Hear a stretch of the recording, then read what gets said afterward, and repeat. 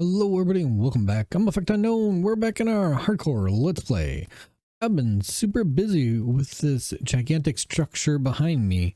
What is it, you ask? Well, if we take a look, each of these blocks is 4 sections with some villagers that are farmers inside of it. So we just kind of run underneath here and we pop into Freecam and look into this first little level. We got a farmer here. He's farming up some wheat. This guy's farming up some wheat. This guy's farming up wheat. And they all try to throw it here in the middle. And our hopper minecarts collect it. Or the guy in the middle can actually get it. And everything then gets funneled out through this bubble elevator all the way up to the top. So we got a lot of villagers in there. 40 villagers. I had to move up there. Took a long time putting all the dirt down and tilling it with a hoe and planting seeds and all the other stuff. It took a really long time, but right now we got a nice big shulker here, all full of white concrete. We're going to start wrapping this big monstrosity in some white concrete, and then we can go ahead and we'll put in some fun stuff. So make sure you stick around for that because there's going to be a lot of interesting parts in this build. But for right now, we're just going to grab a whole bunch of white concrete and we are going to start wrapping this build in the white concrete. So with a little bit of some magic and a little bit of some help, we can walk on in. And just like that, our building is done. Actually, not just like that. It took quite a few hours to actually get it all done. Worked through the rain and the mud through the night and day. But yeah, finally our big auto crop farm is done. If we take a look, we'll take a peek on the outside here real quick. If we step back, we can see we got a big, tall building, and it is full of a lot of goodness. Right here in the front middle, we got our little bubble elevator, so all the crops get shot out and shoot all the way to the roof. We come around on this side, we got a nice little water pipe that comes down and around and cuts into the side of the building. We can peek at that in a little bit. On this side, we got a nice train track or rail track that comes down. Up on the roof, we have an auto loader. Back here, oh, there it goes. You can watch it zoom on up. Right here we have a auto unloader that loads into the inside. I hear a lot of crops getting harvested, so let's see. Can we see? Oh yeah, look at this. See, all our crops come flying up through the top.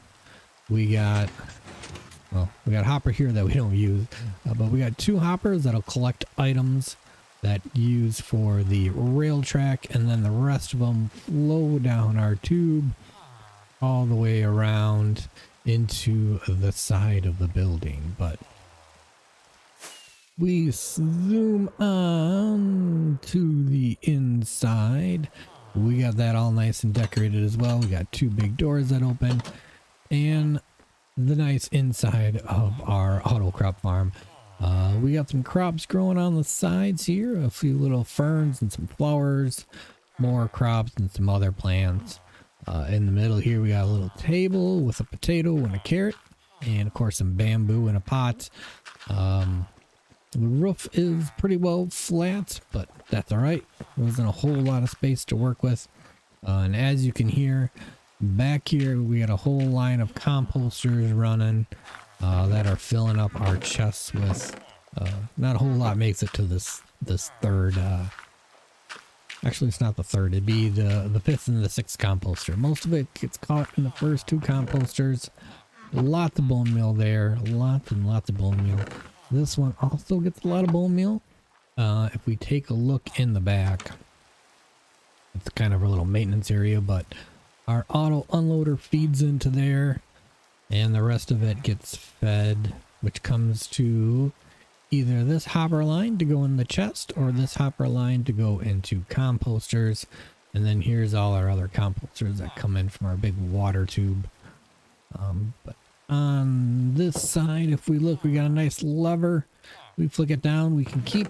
And then these 3 double chests will fill up with all the good stuff. that we just move and store over here.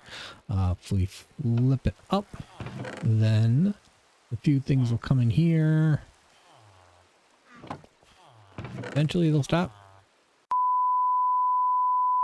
All in all, I mean, if while I was building this and kind of decorating it, like, we have a whole lot of beetroots, a whole lot of carrots, a whole lot of potatoes, and a whole lot of bread. Not a lot of wheat. It seems like the villagers take the wheat and make bread and try to give it to the guy in the middle, which I didn't know. I thought they would just be lots and lots of wheat, but apparently they make more bread than wheat. So yeah, we got lots and lots of bread, which I guess we can use to breed up more villagers and stuff like that. But this will give us plenty of bone meal so we can run our tree farm.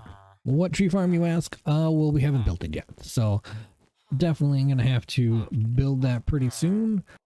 This is definitely a good start. I like how the inside turned out. Looks pretty nice. I like how it's not just bland storage. It's kind of got a little life to it with the plants on the side that are growing. It definitely looks pretty cool.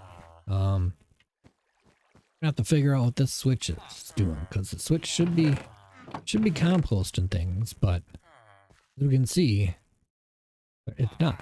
The carrots are just popping in here, so I'll have to see if I can fix that. That was kind of nice. I was able to just kind of fill some of these up, switch it to compost, fill up this instead. So on the outside, we extended our path a little bit to bring it down here and up into our big building. But yeah, let me know down in the comments, what do you think of our big giant auto farm, villager farm? I mean, I thought about hiding some of the rails and stuff like that into big tubes to kind of make it look like another extension of the building, but I kind of like the movement when the rail car comes running down and then unloads and then zooms up. And if it was daytime, we could probably see some of the crops getting shot through the water tube. But yeah, I like that. It's got the nice little lightning rod to kind of connect it to the building, give it some support. But yeah, I guess now that we got all this bone meal, it's going to be time for me to go ahead and build a tree farm so we don't have to worry about cutting trees down anymore. So I think that's time for me to get working on that. As I'm digging this hole, I just wanted to take a moment and say thank you to all my subscribers and anyone else that has watched a video, left a comment, or liked a video. I really appreciate every one of you and thank you for the support. If you are enjoying the video, please click the like button or leave a comment below. I do read every one of them. And don't forget that subscribing to the channel is a free way to show your support. Thank you from effectunknown. Now, back to the tree farm.